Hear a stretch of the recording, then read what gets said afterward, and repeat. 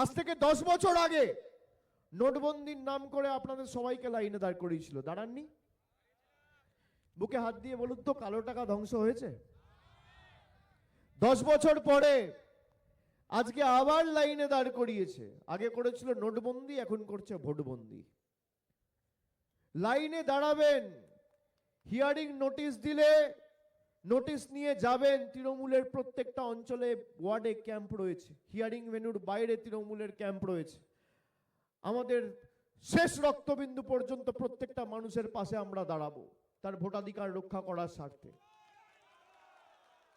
কিন্তু লাইনে দাঁড়িয়ে দোয়া করবেন, প্রার্থনা করবেন, আর আগামী দিন যখন ভোটের লাইনে দাঁড়াবেন, শেষবার আপনাদের সিদ্ধান্ত নিতে হবে, যারা আমাদের পদে পদে বঞ্চিত নিপীড়িত করেছে, বাংলাদেশি বলে আখ্যায়িত করেছে, তাদের শিক্ষা দেওয়ার সময় এই ভোট। নির্বাচনে জোড়া ফুলের বোতাম এমনভাবে টিপবেন যাতে পদ্ম ফুলের নেতারা চোখে সর্ষে ফুল দেখে, আর বিজেপিকে কড়ায় গন্ডায়ের হিসাবে জবাব দিতে হবে।